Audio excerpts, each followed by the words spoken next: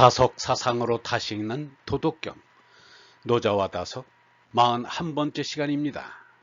오늘은 38장 상덕부덕, 상덕부덕이라는 제목으로 말씀드리겠습니다.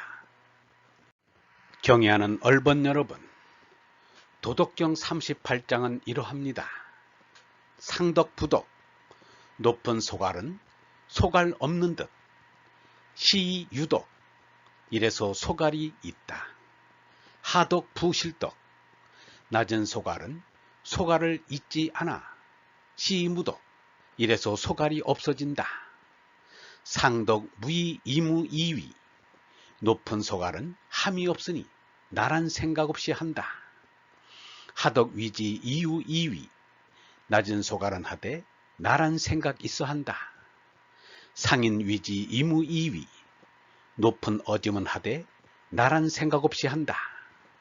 하의 위지 이유 이위, 낮은 오름은 하되 나란 생각 있어 한다.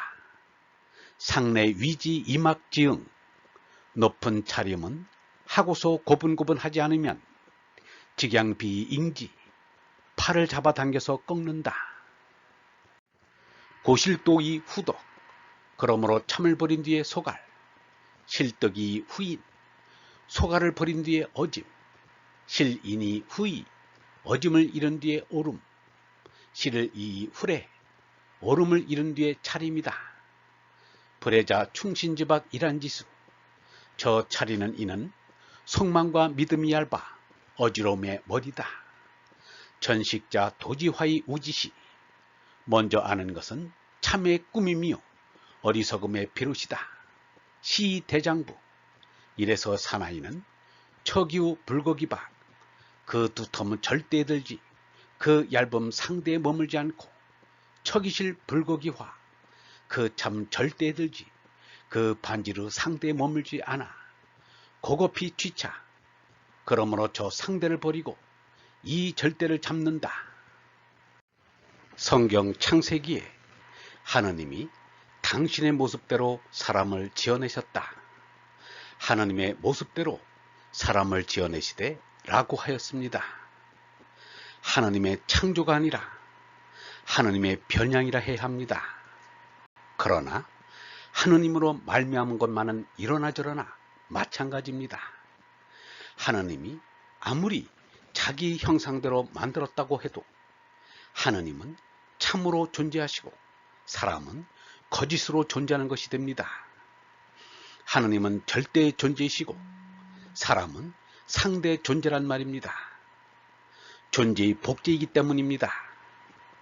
하느님이 형상대로 만들었다지만 닮은 데는 하나도 없습니다. 닮은 데가 있다면 하느님께서도 자신을 나라 하고 사람도 자신을 나라고 하는 것뿐입니다.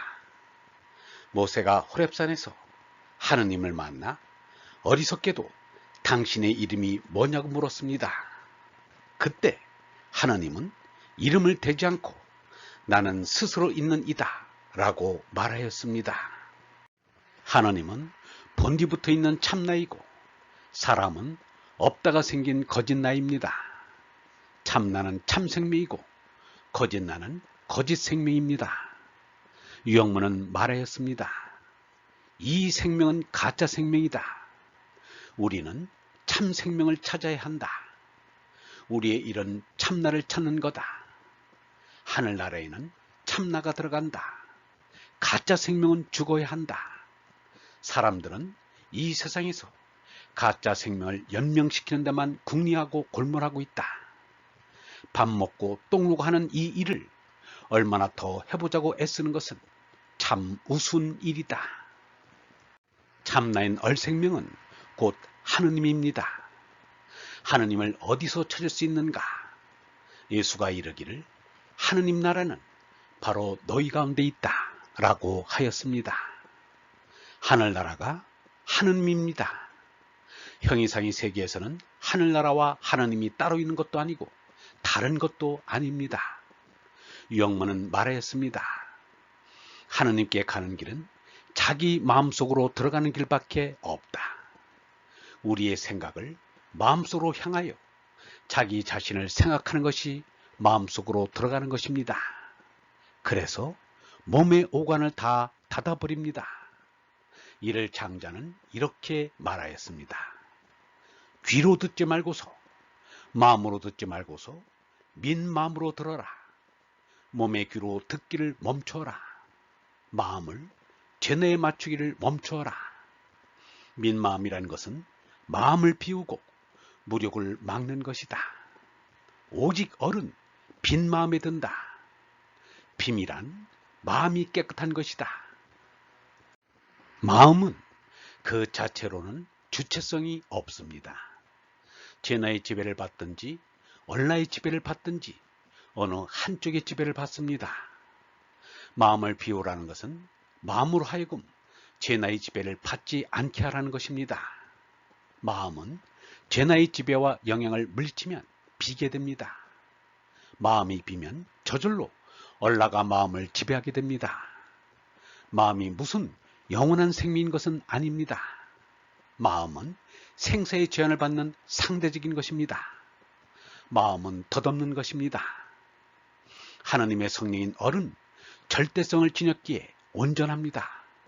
예수가 말하기를 하늘에 계신 너희 아버지께서 완전하신 것처럼 너희도 완전한 사람이 되어라 라고 하였습니다.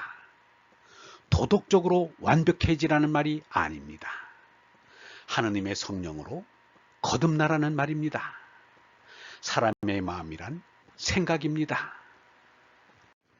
사람의 마음이 죄나로부터 벗어난 정도에 따라 얼에 대한 의식이 다르게 나타납니다. 얼이 사람의 마음에 담기는 것이 얼의 의식화입니다. 얼이 의식화되면 소갈이 됩니다. 절대성이 얼이 상대성이 마음에 담겨 상대성으로 변한 것이 소갈입니다. 선엄의 소갈이 얼입니다. 경험된 얼이 소갈입니다. 이렇게 사람의 마음속에서 절대와 상대가 만납니다. 소갈은 하나님 속의 절대 세계와 상대 세계가 이어지는 고리가 됩니다. 이것이 하나님의 뜻이 하늘에서 이루어지는 것 같이 땅에서도 이루어지는 것입니다. 령만은 마음이 죄나로부터 자유로워지는 것을 마음이 한번 죽는 것이라고 표현하였습니다.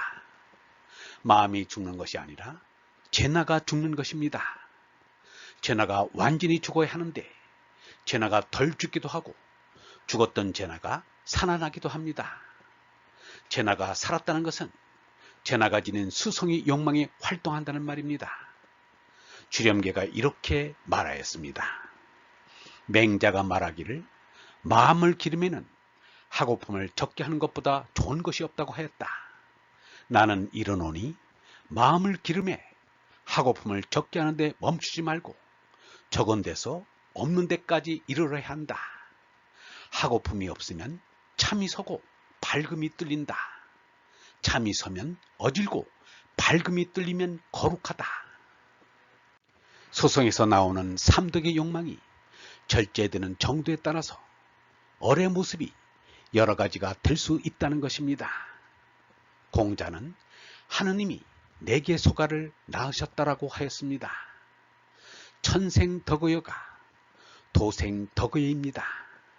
그런데 죄나의 욕망이 높아짐에 따라 상덕, 하덕, 상인, 상의, 상례로 나타난다는 것입니다. 그러나 얼에서 오는 것은 소갈 뿐이라 할 수 있습니다. 죄나에서도 합리적인 이기로 인의 예지가 나오기 때문입니다. 죄나의 수성뿌린 동물들 사이에서도 그들 나름대로 질서가 유지되는 것을 봅니다. 벌이나 개미가 그 대표적인 예입니다. 또한 얼을 모르는 인간 사이가 바로 그것입니다. 최민이나 위신은 예라기보다는 죄나의 허세에 지나지 않습니다. 숭례의 사람인 공자도 사람이 어질지 못하면 예 같은 것은 무엇하랴 라고 하였습니다. 얼의 존재를 체험하지 못한 한비자 같은 이는 얼라를 모름으로 소가를 의미 비슷한 덕이라고 하였습니다. 그래서 자덕이라는 것입니다. 정명도는 자덕을 이렇게 말하였습니다. 대저 배워서 스스로 아는 것이 자득이다. 소갈은 제나의 수성을 다스리는 얼라입니다. 자득은 스스로 아는 것과는 전혀 다릅니다. 물론 소갈은 스스로 깨달아 얻는 것이면 틀림이 없습니다. 노자의 말대로 사람에 따라 그 계층을 나눌 수 있습니다. 공자가 인의 사람이라면 맹자는 의의 사람입니다. 순자가 의의 사람이라면 한비자는 법의 사람입니다. 그런데 한 가지 분명한 것이 있습니다.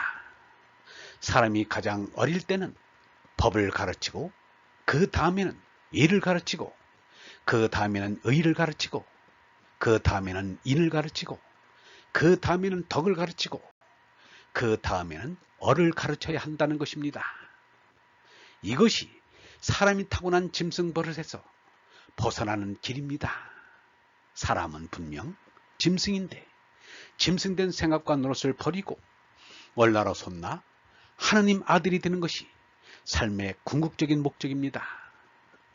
공자도 말하기를 아래서부터 배워서 위에 다다를 따릅니다 라고 하였습니다. 예란 충신이 얇아 혼란의 머리라고 하였습니다. 옛날 조선시대에는 예를 따지다가 싸우고 죽이기도 하였습니다. 오늘날에도 혼사 때 예물 때문에 혼사가 깨지기도 하고 자살을 하기도 합니다. 그러므로 예를 어지러움의 머리라는 것입니다. 미리 아는 것이란 참의 거칠애로서 어리석음의 비롯이라고 하였습니다. 많은 정신인들이 이 유혹에 떨어지기가 쉽습니다. 그리하여 이름이 좋아 선지자요 예언자이지 역술가요 복술가에 지나지 않습니다. 이것은 참 사람이 싫어하고 비호하는 일입니다. 하느님의 뜻을 쫓아 참 삶을 사는 길을 유영문은 이렇게 말하였습니다. 하루하루를 지성껏 살면 무상한 인생이 비상한 생명이 된다. 하루하루를 덧없이 내버리면 인생은 허무밖에 아무것도 아니다. 정성을 다해서 쉬면서 쉬지 않는 숨처럼 언제나 깨어있는 사람은 늘 괴로우면서도 제일 기쁜 것이다. 늘 나를 죽임으로써 내가 사는 것이다. 곧 일하는 것이다. 사람은 열심히 일하는 데서 삶의 보람을 느낀다. 그러나 그 일이 하늘이 시키는 대로 하며 자기 몫을 다하는 삶이 되어야 한다. 자기 사명을 가지고 사는 삶, 언제 죽어도 좋다고 하는 삶, 죽어서 사는 삶, 그것이 영원한 생명이다. 하느님과 나가 하나 되게 중심을 잡고 바로 사는 것이 인생의 비밀이다. 사람은 변하는 상대의 뜻을 두지 말고 불변이 절대의 뜻을 두어야 합니다. 상대는 얇아 깨지고 거칠애라 시듭니다. 절대는 두터워 움직이지 않으며 참되어 변하지 않습니다. 그러므로 죄나를 버리고 얼라를 잡는 것입니다. 유영문은 말하였습니다. 생멸의 비결은 영혼을 알아 그 가운데 드는 것이다. 영원한 현재가 되는 것이다. 그것이 얼생명이 되어 하나님과 하나 되는 것이다. 하나님과 하나 되는 것을 소망하시는 얼번 여러분, 탐진치가 없는 마음이 텅 빈 마음입니다. 텅 빈 마음에 저절로 얼라가 들어옵니다. 빈 마음에 얼로 충만한 것이 죄나라 죽고 얼나로 거듭나는 것입니다. 영성신학원 다석아카데미의 하늘소리였습니다.